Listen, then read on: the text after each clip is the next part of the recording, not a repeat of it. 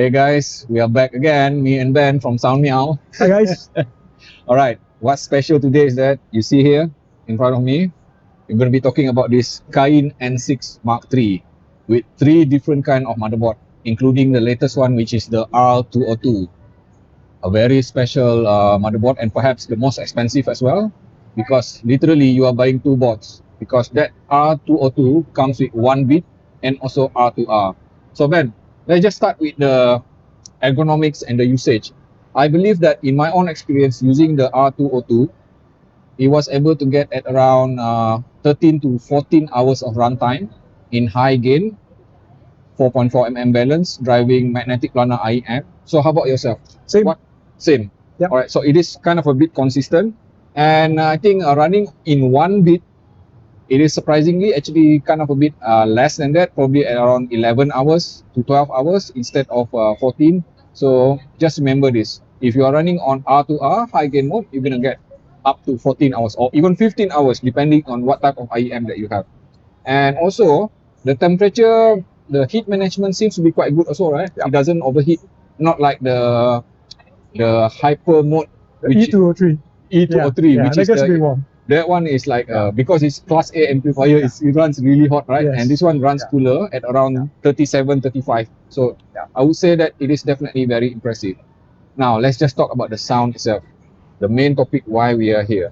Okay, Ben, let's just start with you, your own experience, and you need to also specify what kind of setting, what kind of source that you use to test the R202.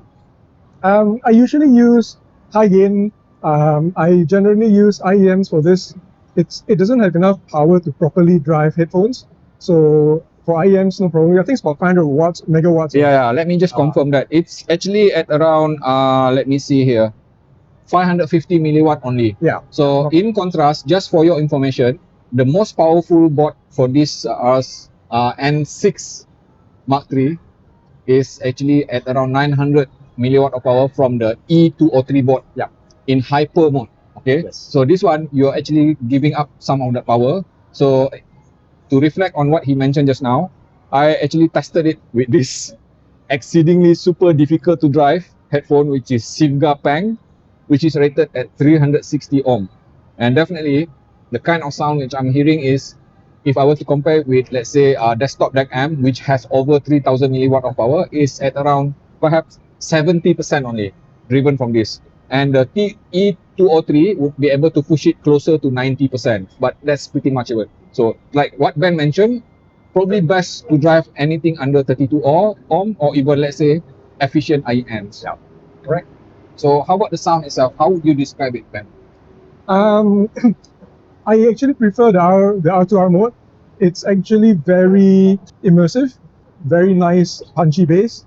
The mids are very sweet, and treble is actually has a lot of resolution and detail. The imaging probably isn't as accurate or as precise as the 1-bit mode, but it's fine. It's actually quite an enjoyable. I find it more enjoyable than the 1-bit. That's not saying that the 1-bit isn't very good. If you listen to it in isolation, I think you will find it very, very, very appealing too. So I'm going to let Andy talk about the 1-bit. He listened to it more than I did. So basically what I have done is that, okay, just to clarify one thing, it does not mean that 1-bit is not nice. It is actually very, very, very nice. That is like 4 times nice, because how I would describe the 1-bit component of the R202 is that it is comparable to, let's say, a reference kind of sound tuning, which is meaning it prefer neutral, linear kind of sound without any hint of coloration, highly detailed, transparent, neutral. While doing that, it does not sound clinical at all. I am not hearing any kind of sharpness, no, right? No sharpness or anything like that. It is in fact very smooth. But the key thing is that being tuned as a, let's say, neutral reference, it is kind of a bit flatter as well. So this is where things get really interesting.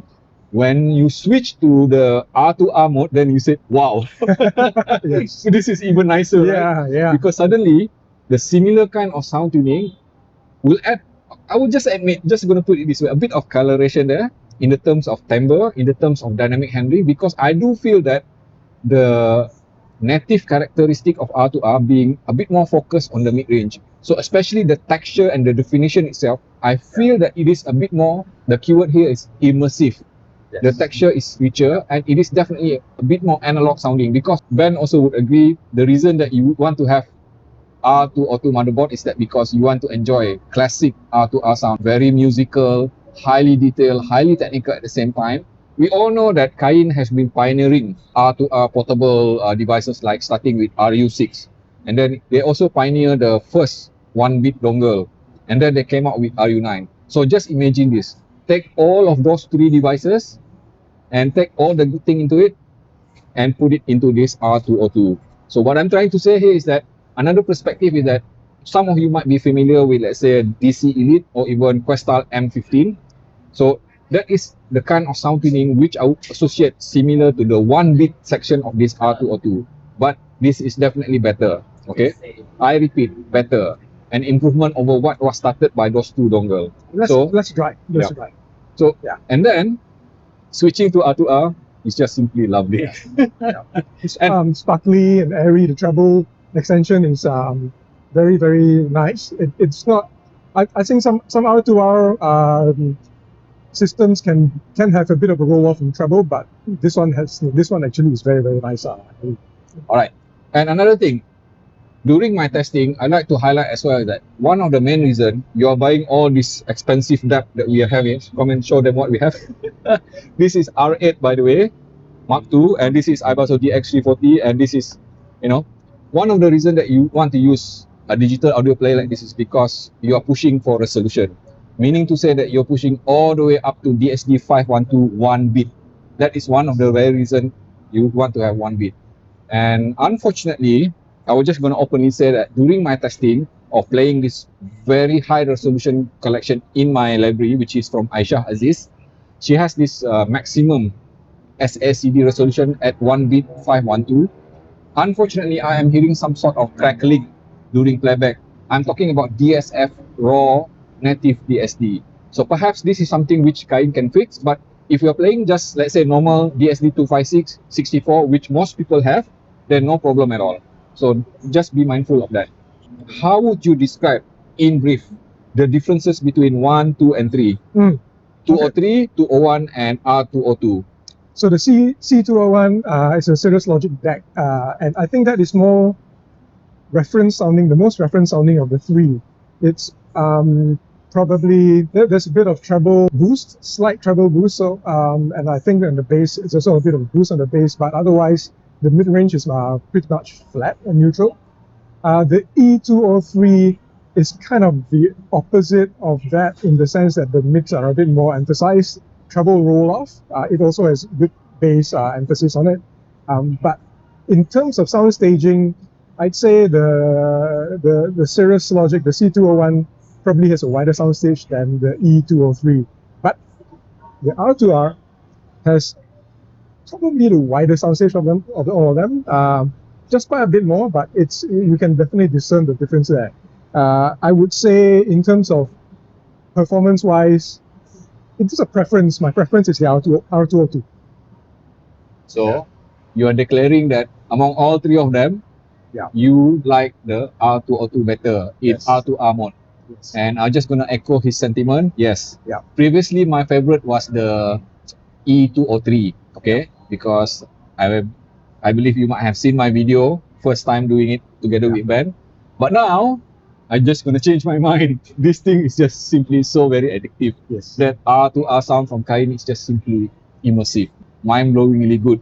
Even when driving something which is like so demanding like this, even though I am hearing like 70% performance from this headphone, I would not complain really, if I'm not comparing it, of course, with more powerful devices, because it is definitely the kind of sound which I love. To me, the R202 is so good that when I listen to it compared to when I make a decision between using the DX340 versus the R202, sometimes I go with this.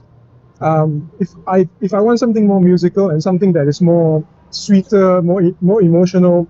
Hold on, you haven't mentioned this DX340 with which amp?